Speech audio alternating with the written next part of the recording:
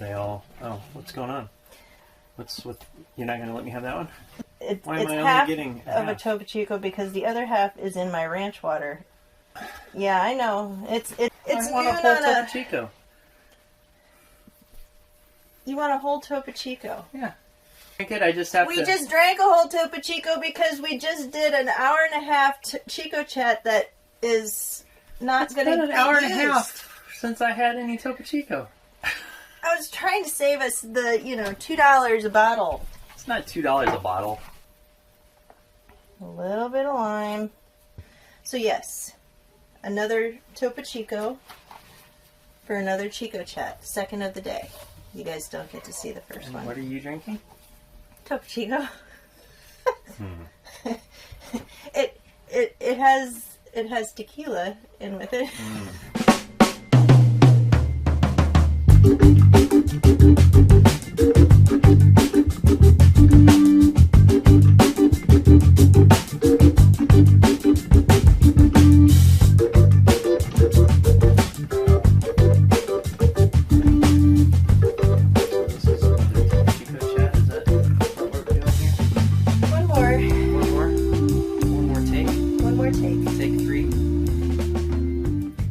Number 3, take 3. Whatever they call it. I don't know. The clicker. The clicker box. Take 4. Let's just erase that. we need one more. So it's a Chico chat. It's Chico chat. What are we talking about in this Chico chat?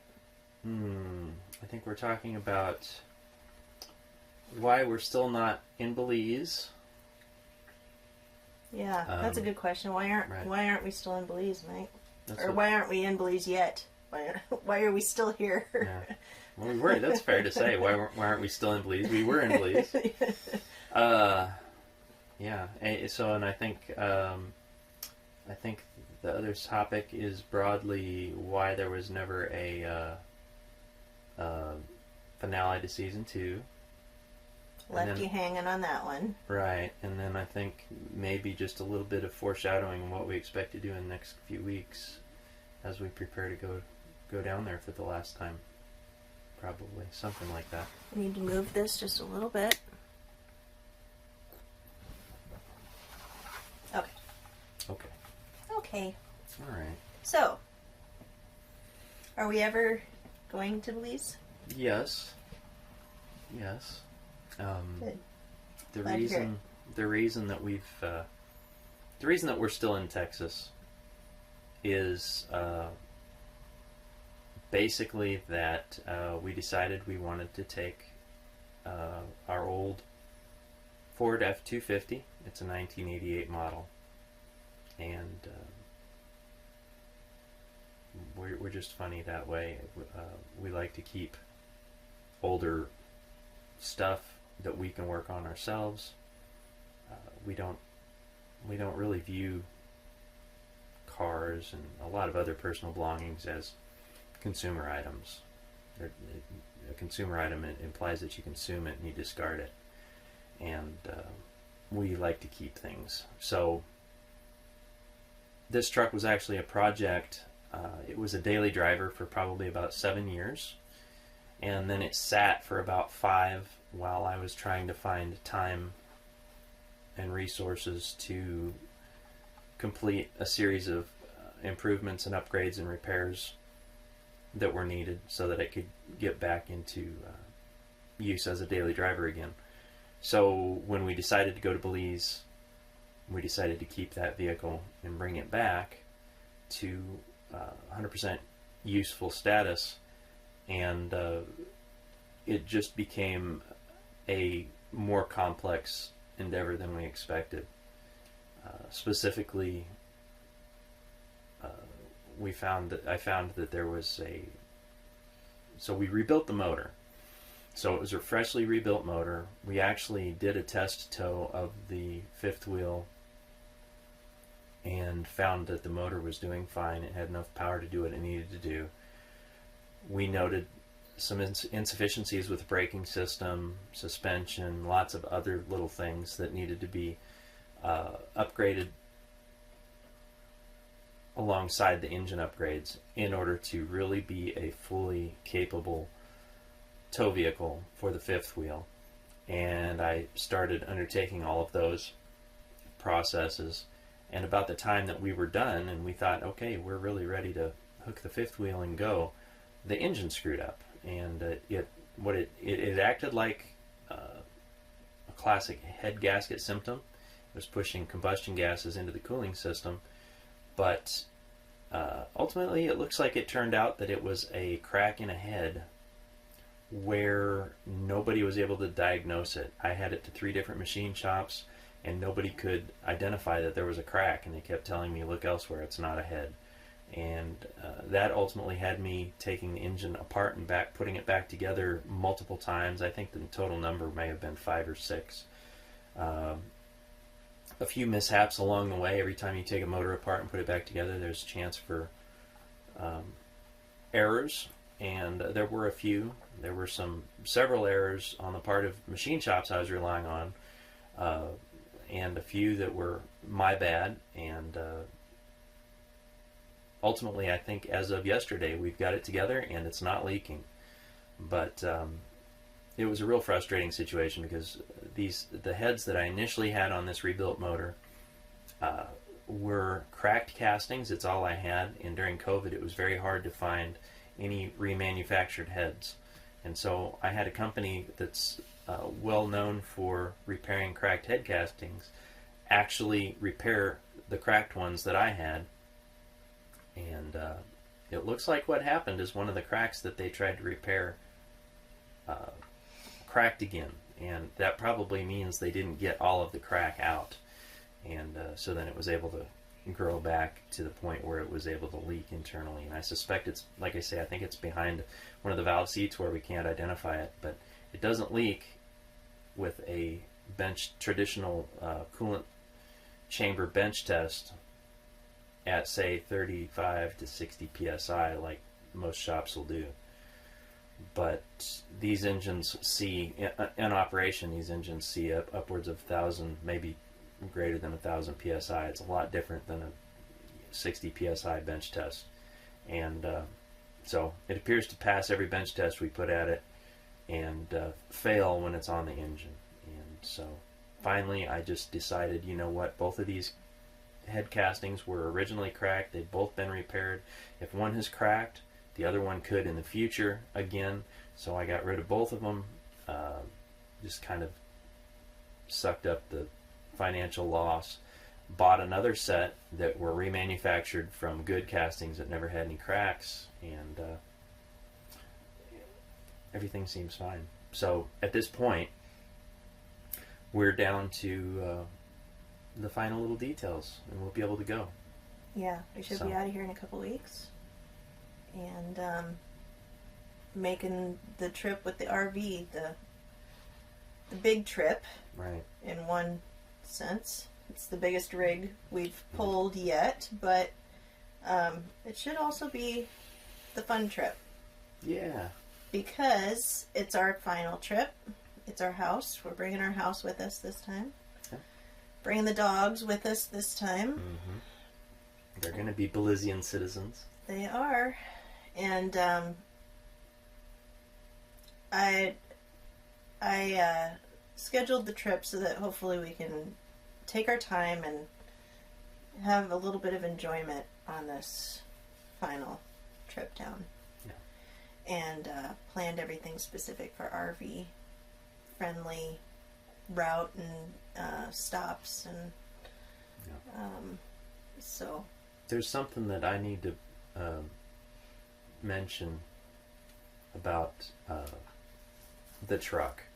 It's an '88 Ford F-250, and I've had it, here and there we've dropped the name Tweety. The name of that truck is Tweety. Tweety Bird, and it comes from the fact that this is a retired brush truck from West Texas. A brush truck is a fire truck. It's basically a 3/4 ton or 1 ton pickup that's been modified to serve firefighting duty out in in rural West Texas, they'll take a flatbed pickup, well, they'll take a regular pickup, they'll bolt a flatbed on. To that, they'll bolt a big water tank and a water pump and a big beefy front bumper, and they'll, it'll be a 4x4 truck. They'll put big tires on it, and they can just drive off-road to address brush fires with the, it's just a mini tanker truck, and a brush fire doesn't need a lot of water. It just needs strategically placed water. So, because there's not a lot of material burning. It's just the wind drives it across the brush. So that's actually what this pickup was before we owned it. And so it's still yellow. The body color is yellow. It's that really hideous yellow. Like it's... Yeah, it's fire engine yellow. Yeah. It's like, where did you guys come up with just this a hint color? of green in with that yellow. How did you make this color? Yeah. And then replicate it over and over and over for all these vehicles. Yeah. But anyway, so it's Tweety. Little yellow body, big feet, big tires. Tweety bird. So as you continue to hear us talk about our plans and what's happening in our life, if you hear Tweety, that's Tweety bird. That's our old Ford pickup. And Tweety is a main topic at the moment because it's what has been in the works for the last 9 months. Because it's the only truck that can pull this. It's the only truck that we're going to, that can pull this RV. So as soon as we decided that the RV was going to Belize, then Tweety had to go to Belize. And we didn't know that Tweety was going to cause us this much trouble. Poor thing. I hate to blame Tweety, but... No, it's not Tweety's fault. It's just a random odd happenstance.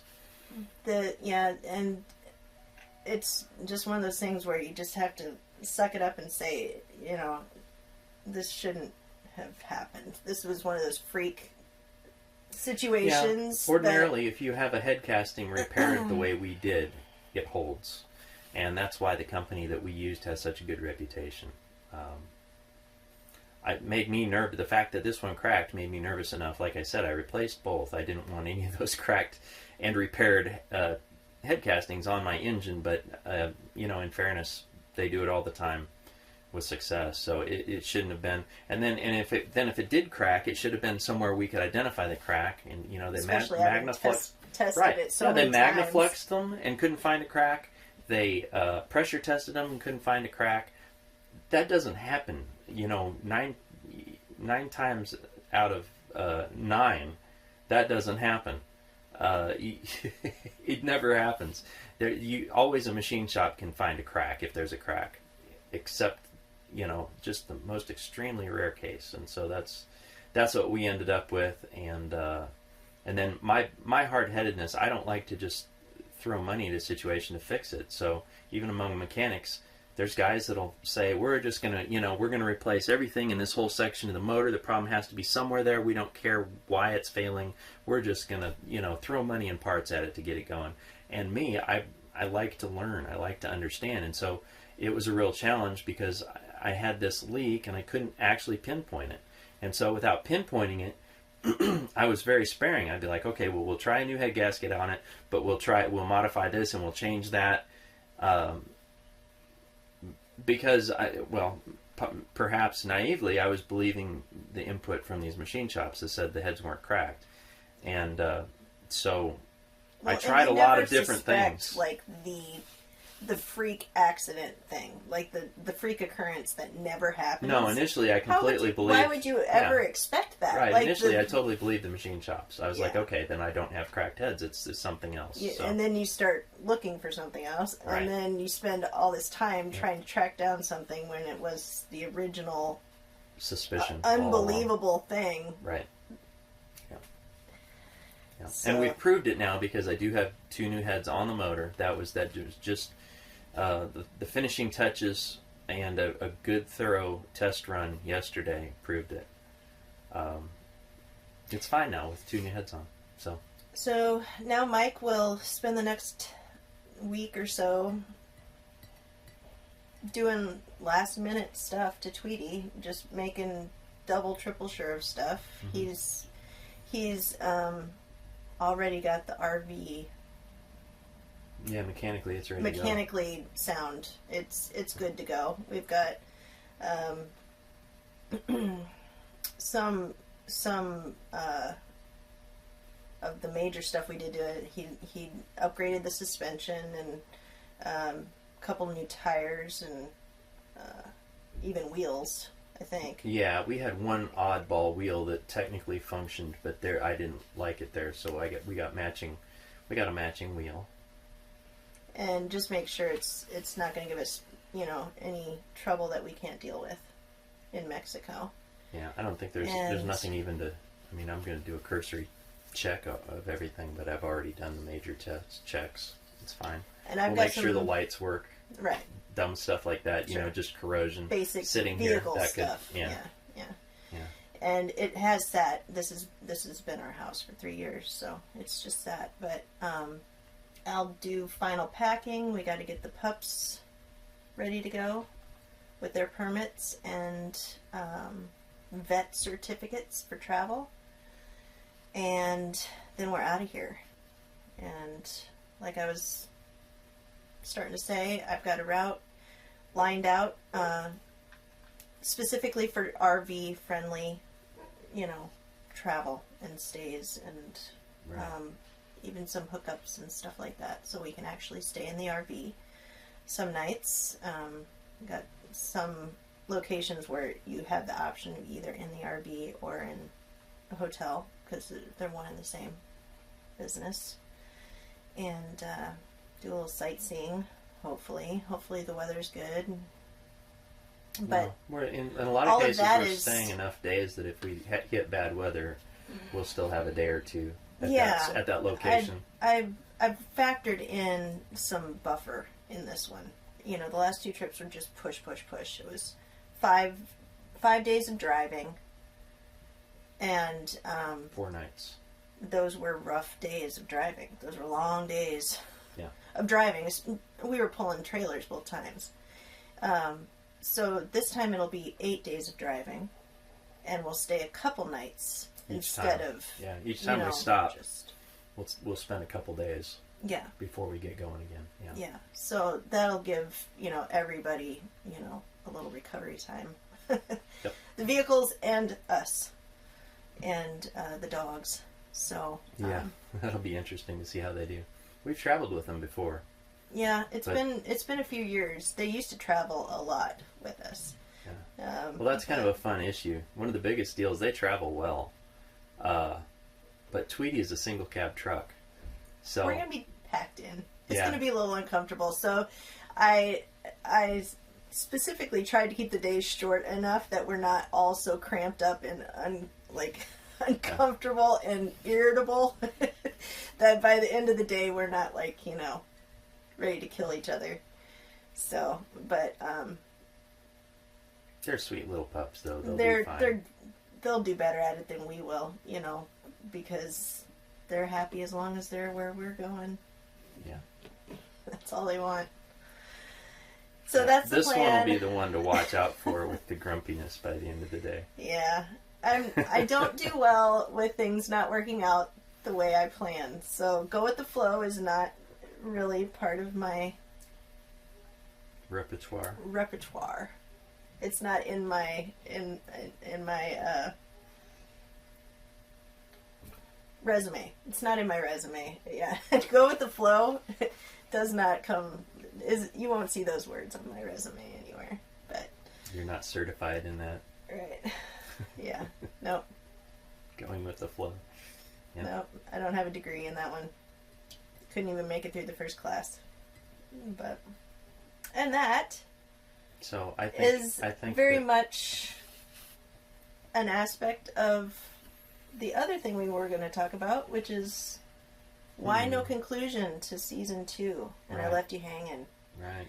I'm not good at going with the flow, and found out at the end of season 2, which was the border crossing from Mexico into Belize, the final day. Mm-hmm.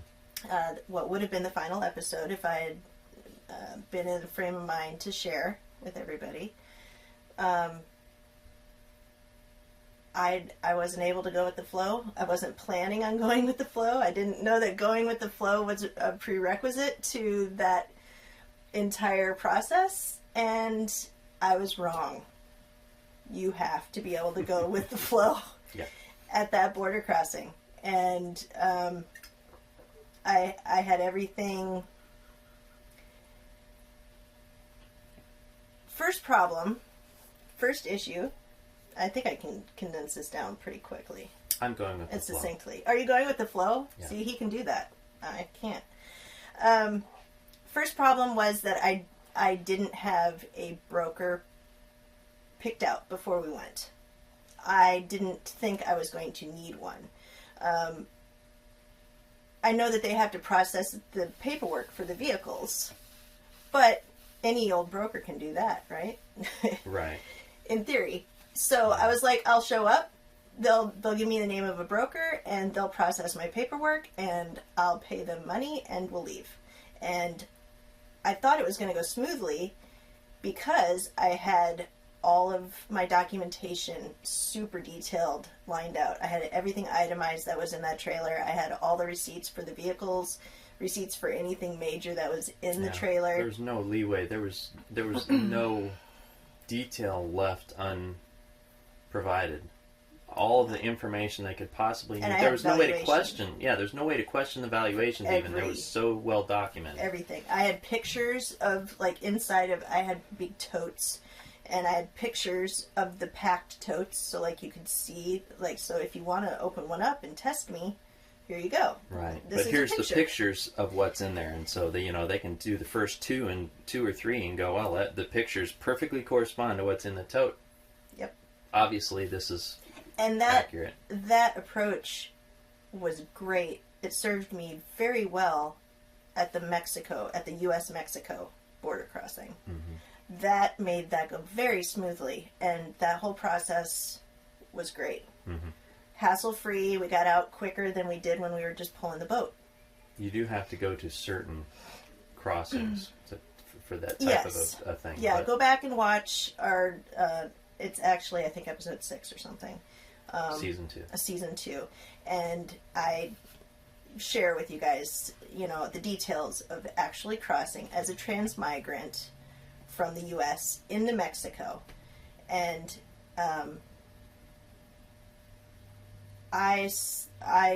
that just supported my belief that it was going to go just as well from Mexico to Belize. Right. And it didn't. Yeah. It did not. The more detail you have and the more expectation you have, the harder it's going to be there. The entire process is kind of it all stems from generalizations. Keeping things general and keeping things fluid. So the fact that I had everything down on paper and I had everything line itemed and valued and numbered didn't fit with, okay, we're importing one trailer full of general household items. The generalization. And that's all they want to know is what's in your trailer. Household items. Personal items. That's it. And it gives them flexibility. It gives flexibility for them to do their process. That all happens behind the scenes, and I thought that I could step in and be part of that process because I thought the process was as transparent as I was attempting to be. And I just got in the way. And then it technically became a problem when I tried to stop it from getting out of my control. In fairness, your approach was based in your study of their law. Yes. So I'd done my research. You weren't your assumptions weren't wrong.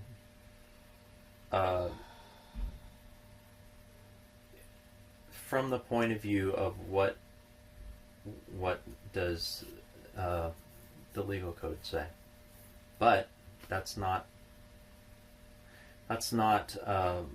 taking into consideration the process that has been put together to make this happen on the ground at the border. Yeah, they do this all day, every day. They deal with immigrants, you know, that are bringing items into their country, and you know, I mean, their process is what it is. It's just their process in actual application is in no way related to the process as outlined, if you can find anything written. Yeah. It's different. It's not the same. Yeah. So this is where Hillary is saying you have to go with the flow. And she's bad at that. And I was especially bad at that day. And it was a culmination of things, and we'll go into detail, I think, at a later date, just to share our specifics. Yeah, we're not sharing specifics about it right now, except to say that it was stressful, and it was well, especially for Hillary, it was to the point of kind of being a bit traumatic. So it was sucked the wind out of her sails, and she really didn't feel like filming to even have a season finale with that as the focal point, and that was the original plan, was to document the border crossing kind of as the season finale. As the conclusion to our trip, you know, that would make sense. So with another trip coming up, I'm having to, I guess, relive that previous trip. And I'm realizing, you know, I didn't just do myself a disservice by, you know, not really fully acknowledging it and addressing it as it was happening. I also did any viewers, you know. Well, we've had some people reach out to us. Yeah, even friends and family that partially keep up with us by following the YouTube channel. They're like, "Are you alive? Yeah. Did you make it?" Yeah. And the short answer is yes. Right. Yeah, we're still here. We're still alive, and we did make it that trip. We did make it successfully in with our trailer full of items on that trip. But it didn't go at all as I had planned, so documenting it while it was happening didn't seem feasible, because I would have been recording things that seemed unreal at the time. it was unfolding in front of me, and I couldn't quite believe my own eyes. But maybe that would have been a good reason to leave the camera running. Well, it is a thing with videography. You can't do a 30-minute video from 8 hours of footage. Right. The only way, and you don't expect to try to capture 8 hours of footage because you think you know how it's going to go, and you think that you'll recognize, okay, this is the thing I need to get footage of, and so when the whole thing is off rails, there's no entrance point. Okay, start filming now, because you don't have a script anymore mentally. Yep. So, and that's. Aside from the fact that you tend towards the OCD, tend towards being OCD a little bit, the fact is you do have to have some sense of what's happening so that you know when to shoot. Know when to record. Nobody in their right mind would try to capture 8 solid hours of video just to cherry pick what's needed, and then the editing process, it'd take you 3 weeks to edit that. It doesn't hurt to remind ourselves and remind you guys, we're living this for the first time. Right. Ourselves. Yeah. So, all we can do is try to learn from how it didn't work out. The recording and sharing process may not have worked out in the past, and try to do a little bit better in the future. And then just apologize and be like, I'm sorry, I left you guys hanging. Yep. It was a rough day. Yeah.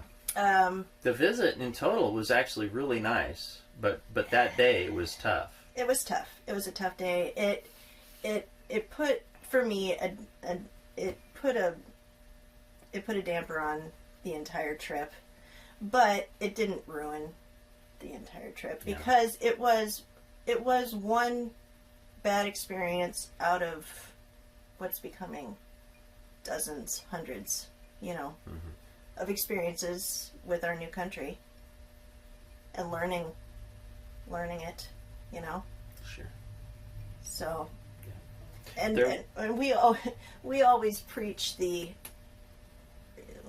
don't be one of those idiots that moves to a new country and tries to make it your old country, right? And bringing along your own,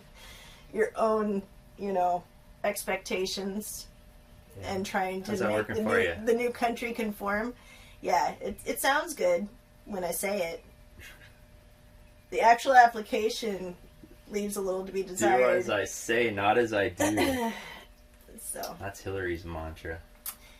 If you guys are crossing the border, get a broker in advance because the solicitation is just slimy and awful, and it's some of the worst you'll ever experience. Yeah. And it's all about getting a broker, and then have some detail of what you've got, so that you can show that you are being forthcoming. But more than something being on paper, they're going to want to just look and see that they feel comfortable with, what you've got. They're just going to pick a in number. Your possession. Ultimately, they'll pick a number out of the air. And then they will decide the value on that. Yeah. I mean, there's some room for negotiation there. Yeah. I mean, if you think it's too high, don't hesitate to to challenge them. Say, hey, well, I really think that's high. Can we, let's discuss this? And I think they're fine with that. What they don't want is somebody telling them how how the tariff applies. Yes, or correcting them on your, no, this falls into this category over here. Yeah.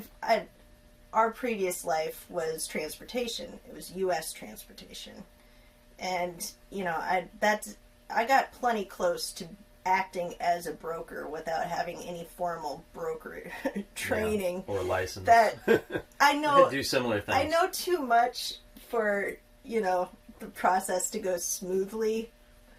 If you're not one of those people that can just say, "Yeah, I don't know what you're talking about. I'm sure you're right."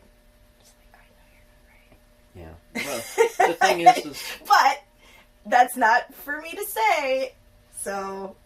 Well, they're the ones that have the authority. Yeah. So I can't tell them. Yeah, they're the ones that have to decide how by the book they're going to do, right? And that they're still the authority. So however they choose to handle it, that's their thing, not ours. So yep. I mean, you went into it with the intention to be absolutely 100% compliant, but in the process of attempting to set yourself up for that, thinking it would streamline things, you just got in the way because I did. Yeah, and that's what ended up happening. Yeah, so I really don't have anyone to blame except myself. I had expectations. To some degree, it's just a dumb happenstance. Like you said, we're living it for the first time. Yeah. And when you're doing something for the first time, things can blindside you. It's no different than these heads that, who would have thought one would have been cracked? Right. You can't foresee that. I will say I can't blame anybody but myself, but I can blame the runner, and he shall remain nameless. But that was one of the worst interactions I've had to deal with. Classify that as professional, would you? He gave everybody up there a bad name. And that's just don't be that guy. But yeah, that's just good life. That's good life advice. That's good life advice. Except have a broker picked out, and maybe your broker will have this runner as their runner. You'll survive. You'll survive. He can. He won't get be it nearly done. as pushy if you already chose his broker. Right. So yes, that it'll was probably the biggest. go a little bit The biggest smoother issue was how pushy he but was. So. Yeah, and we keep talking about runners and brokers, and you'll never actually meet your broker. Right. they have a runner that comes out. The broker works off the campus outside of the fence, and the runner is allowed to come inside the fence and does all of the running.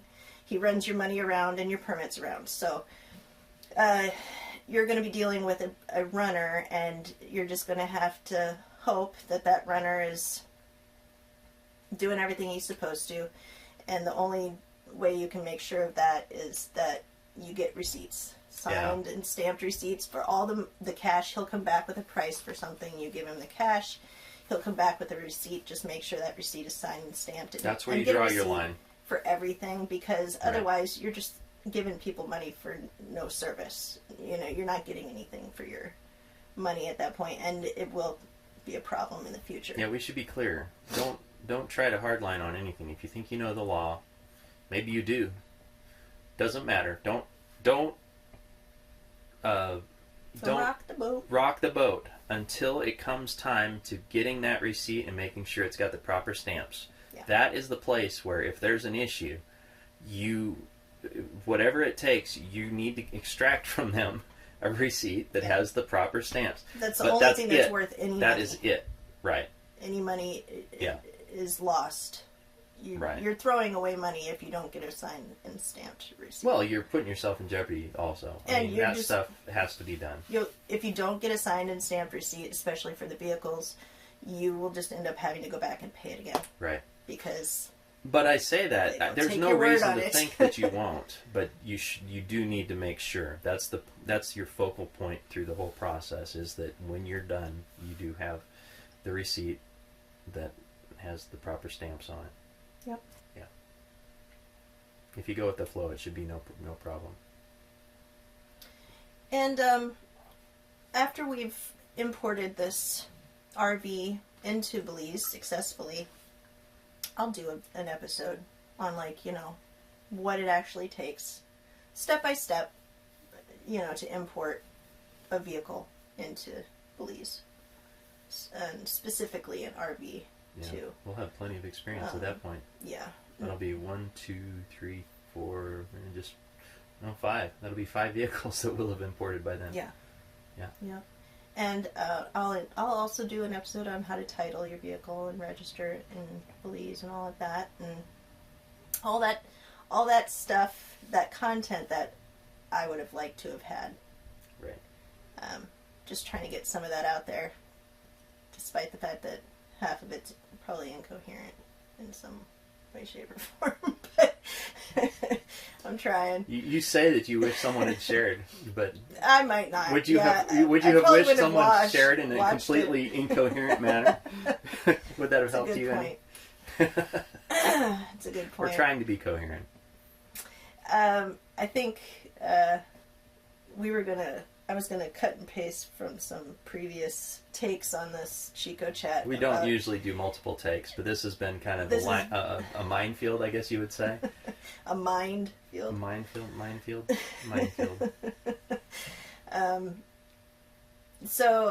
But I think that this is turning out to be coherent enough. I might just stick with this one. So I'll touch on the final topic that we were going to talk about, which is the second reason I was not in any mood to share after the last trip. Yeah, so Hillary kind of got kicked in the gut, and then we had a thoroughly pleasant time down there, hanging out with Belizean friends that we've acquired from past visits, and family that came down to visit us, and it was a lovely time. And Hillary was kind of a sore spot, the fact that the importation process didn't go, as she really thought it should, but it did. She got over it. It did help that the day after I had this terrible experience, I got to get on the water. Everything is better. If you can get me on the water, and specifically I got to get in the water. Yeah. Everything is better. Yeah. I am. And beautiful sunrise right on the beach. And we went. Yeah. Yeah. So Yeah. Yeah. And then the second day we went island hopping. So you know, I mean, there was some. How can you be too upset? Right, there you go. But there was some discussion of trying to put together something that would serve as a season finale after, you know, days of enjoying ourselves in Belize. And then she kind of got a secondary kick to the gut. Right before we left, we discovered that we had a leak in our ocean container, which was moved down there about a year ago, and we're going to have major mold mitigation challenges and probably lose a fair number of things, especially anything that was paper. And we had a lot of old documentation that probably was not necessary, but we kept it. And surely something in there we will wish we had once it's all said and done. Then also we had quite a library of paper books. I had all the classic novels and like some of my old, you know, childhood, you know, like all the Laura Ingalls Wilder series and the Hardy Boys series and you know, just stuff that I'd acquired over the years. And I was a big paper book person. So right. As the digital age came on, we still read books on, you know, so that paper loss, printed books. I guess that loss print is the probably word, the biggest one that I'm feeling from that. I mean, there's other stuff. We might lose 20% of our clothes, but it's going to be a serious battle to save 80%. So we had shipped the container down the year prior. And we had to leave the country really soon, like the day after the container got delivered to our property, so we didn't have time to inspect it. It didn't even occur to me to inspect the roof. Right. And did you explain how the hole happened? No, it looks like, so when you ship an ocean container, they're going to put your container probably on top of someone else's container, and then they're going to put another one on top of that. And everybody has seen these cranes, forklifts, all of it. But everybody has seen these, you know, these freight liners, and they've got several levels of ocean containers stacked on the deck, visible, and you know, they just bring those in with cranes, and when you see the damage on the roof, you can just kind of extrapolate the sequence that caused it. It really looked like they were bringing in, probably at a good clip, they were bringing an ocean container in to set on top of ours, and they were kind of bringing it in an arc, and the operator probably got it to tip a little bit, and it dug the leading edge in an arc shape towards the one corner of our ocean container as they were getting it in position. And it left a crease, which at the apex actually punctured through and left about a 2-inch tear in the roof. And that's the cause of the leak. So, and it leaked for a year. So, and it leaked. We had furniture blankets that we used for some of the packing, and we had quite a few spare furniture blankets, which we just figured we'd throw in for good measure. And as Murphy's Law dictates, that leak is going to be positioned in the worst, you know, the spot to optimally damage the contents. And it was right over our stack of furniture blankets. So the water went in and completely saturated all the blankets. And so rather than the water going all the way down, hitting the floor and finding a way out. Or drying out. Well, yeah. Instead of any of that, it got held in these furniture pads so that every day when the temperature rises and, you know, obviously bakes the walls and the roof of the ocean container, the temperature rises. So then those blankets are going to release a bunch of humidity into the atmosphere in there. And so it just kept it extremely humid for a whole year. So you can imagine... More humid than any greenhouse I've ever been in. Yeah, so... The roof was wet. Whole lot inside, of... you know, the inside roof was just soaked. So it just drips down every day. That's what it does. Maybe at some point the roof would dry out during the day, but it just started all over again the next day. Right. And yeah, it was like the perfect set of circumstances to ruin all our contents in the ocean container. Yeah. We achieved that somehow by accident. So that was quite a kick to the gut. So whereas Hillary might have tried to put something together that would serve as a abbreviated season 2 finale, she just ended up coming home thoroughly disgusted and wanted nothing to do with it. Yeah. I cocooned and didn't show my face for a couple months. Yeah. And so, but now that we're finally leaving for this final trip, I can start, thinking about, the next stress that I want to take on. But yeah, this is just the downside with being an OCD planner controller. You gotta live with it. If you choose to allow it to lead your mindset, then there's going to be consequences, natural consequences to those, to that behavior. But it doesn't bother me at all. But she really has a lot of trouble living with herself. Yeah, well, but you survive. I still need tequila every once in a while. But anyway, no, it's yeah, that was why no season 2. Sorry guys, apologize again. Yeah. Season 2 finale, no season. That's why right. no season 2 finale. Right. And but we're right on track again, though. We're on track again, and I plan on Tweety's sharing with you guys. So yep. Tune back in. Let me know if you guys have any specific questions about this upcoming trip. And private message us if you have any specific questions about the customs process. Yeah. And or anything else, I suppose. Yeah. How do they private message us? Probably easiest is to follow us on Facebook, the Getting Belize page on Facebook, and private message me from there. Right. And yeah, we're glad to share this with you guys. So you're gonna see the ups and the downs, but we're not gonna stop sharing just because there's some downs. Might postpone it a little bit. Might have to deal with me catching up to a better state of mind, but like a little eel, you kind of just like recede into the coral. My coral rock home. We have to like coax you out. Come on, you can come out. I don't trust it. No, I don't trust it. Much cuter than an eel, though.